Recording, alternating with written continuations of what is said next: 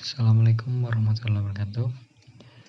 Oke, perkenalkan nama saya Noplan Dimas Andika, NIM 1905121436 dari Sistem Informasi 2019A. Oke, kali ini saya akan menjelaskan tentang standarisasi jaringan komputer. Nah, apa sih standarisasi jaringan komputer itu? Oke, standarisasi jaringan merupakan standar komunikasi yang diterapkan di dalam jaringan komputer. Oke, di sini kita mengenal dengan OSI layer, di mana model Open System Interconnection. Nah, jadi model referensi OSI secara konseptual terbagi ke dalam 7 lapisan, di mana masing-masing lapisan memiliki fungsi jaringan yang spesifik. Oke, yang pertama yaitu upper layer. Oke, pada upper layer ini terdapat presentation. Ini merupakan bagian dari upper layer di mana fungsinya untuk mentranslasikan data yang hendak ditransmisikan oleh aplikasi ke dalam format yang dapat ditransmisikan melalui jaringan. Yang kedua, application. Layer ini bertanggung jawab atas pertukaran informasi antara program komputer seperti program email dan service lain yang jalan dan jaringan seperti server, printer, atau aplikasi komputer lainnya. Yang ketiga yaitu session. Ini berfungsi untuk mendefinisikan bagaimana koneksi dapat dibuat, dipelihara, atau dihancurkan. Oke, selanjutnya yaitu lower layer pada OSI model.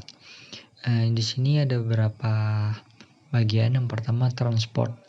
Ini mencegah data ke dalam paket-paket data, mentransmisikan data dari session layer menuju network layer dan sebaliknya, membuat penomoran pada paket-paket data. Selanjutnya yaitu data link. Ini pengkoreksi kesalahan, menentukan bagaimana setiap bit dari data dikelompokkan ke dalam frame, dan juga penyelamatan perangkat keras.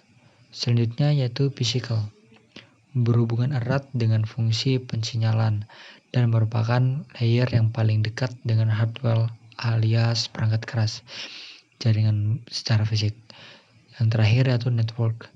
Network ini fungsi utamanya yaitu dari network layer untuk membantu mendefinisikan alamat IP atau internet protokol sehingga tiap komputer dapat terhubung dengan satu jaringan. Nah, selanjutnya itu protokol yang bekerja di OSI layer. Ini pada bagian application layer. Yang pertama ada HTP atau Hypertext Transfer Protocol. Jadi protokol yang dipergunakan untuk mentransfer dokumen dan web dalam sebuah web browser melalui www. HTTP juga merupakan protokol yang meminta dan menjawab antar klien dan server. FTP, File Transfer Protocol. Protokol internet yang berjalan dalam layer aplikasi yang merupakan standar untuk mentransfer file komputer antar mesin-mesin dalam sebuah jaringan internet. Selanjutnya yaitu NFS atau Network File System, yaitu jaringan protokol yang memungkinkan pengguna di klien komputer untuk mengakses file melalui jaringan dengan cara yang sama dengan bagaimana penyimpanan lokal yang diaksesnya. Selanjutnya yaitu ada DNS, Domain Name System, protokol yang digunakan untuk memberikan satu nama domain pada sebuah alamat IP agar lebih mudah diingat.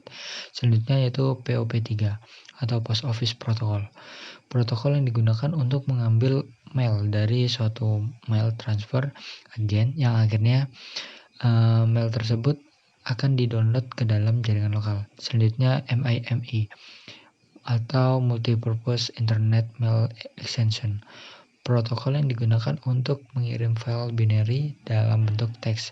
Selanjutnya yaitu ada SMB atau Server Message Block, protokol yang digunakan untuk mentransfer server-server ke DOS dan Windows. Yaitu yang terakhir NNTP dan DHCP. NNTP merupakan protokol yang digunakan untuk menerima dan mengirim newsgroup, sedangkan DHCP layanan yang memberikan nomor IP kepada komputer yang memintanya secara otomatis. Oke, selanjutnya yaitu protokol yang bekerja di OC layer. Yang pertama ada Telnet, yaitu protokol yang digunakan untuk akses remote masuk ke suatu host data berjalan secara line text. Selanjutnya ada SMTP atau Simple Mail Transfer Protocol, salah satu protokol yang bisa digunakan dalam pengiriman email di internet atau untuk mengirimkan data dari komputer pengirim email ke server email penerima. Selanjutnya yaitu ada SNMP atau Simple Network Management Protocol, yaitu protokol yang digunakan dalam satu manajemen jaringan. Oke, selanjutnya protokol yang bekerja di OC layer pada session layer. Yang pertama ada NetBIOS, berfungsi sebagai penyiaran pesan, maksudnya memungkinkan user mengirim pesan tunggal secara serempak ke komputer lain. Selanjutnya yaitu NetBIOS atau NetBIOS Extended User Interface, berfungsi sama dengan NetBIOS, hanya sedikit dikembangkan lagi dengan menambahkan fungsi yang memungkinkan bekerja dengan beragam perangkat keras dan perangkat lunak. Selanjutnya yaitu ada ADSP atau AppleTalk Data Stream Protocol. Berfungsi protokol ini memantau aliran data di antara dua komputer dan untuk memeriksa aliran data tersebut tidak terputus.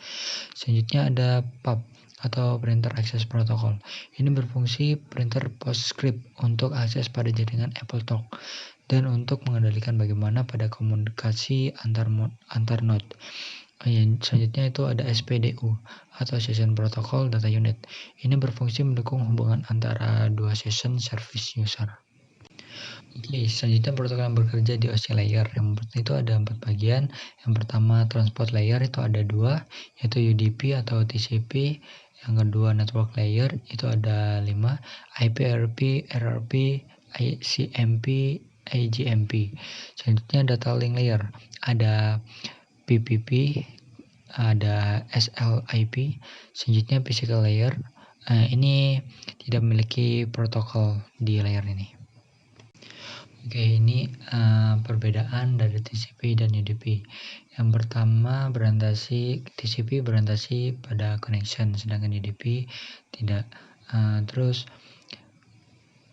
lebih banyak usahanya UDP, sedangkan TCP reliable. TCP segment sequencing, UDP no sequencing. TCP retransmission, sedangkan UDP tidak retransmission. Terus TCP handshake, sedangkan UDP non handshake. TCP acknowledge, UDP no acknowledge. Yang terakhir yaitu TCP terdapat email, file sharing, dan download, sedangkan UDP voice streaming dan video streaming. Oke, pada network protokol ini terdapat 8, yaitu yang pertama SLIP, kedua SMTP, ketiga HTTP, keempat Telnet, kelima FTP, yang keenam LDAP, yang ketujuh SSL, yang terakhir SNMP. Oke, selanjutnya network protokol ini ada 7. Yang pertama SSH, yaitu protokol jaringan yang memungkinkan pertukaran data secara aman antar dua komputer, yaitu selanjutnya POP3, protokol yang digunakan untuk mengambil email dari email server. Selanjutnya ada IMAP, protokol standar untuk mengakses atau mengambil email dari server. Selanjutnya ada ICMP, ini utamanya digunakan oleh sistem operasi komputer.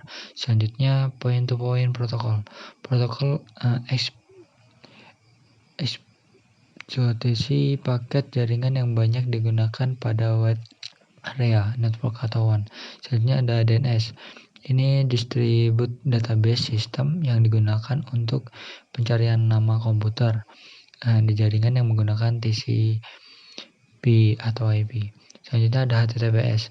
Ini versi aman dari HTTP, protokol komunikasi dari World Wide Web. Oke, itu saja dari saya, kurang lebih mohon maaf. Wassalamualaikum warahmatullahi wabarakatuh.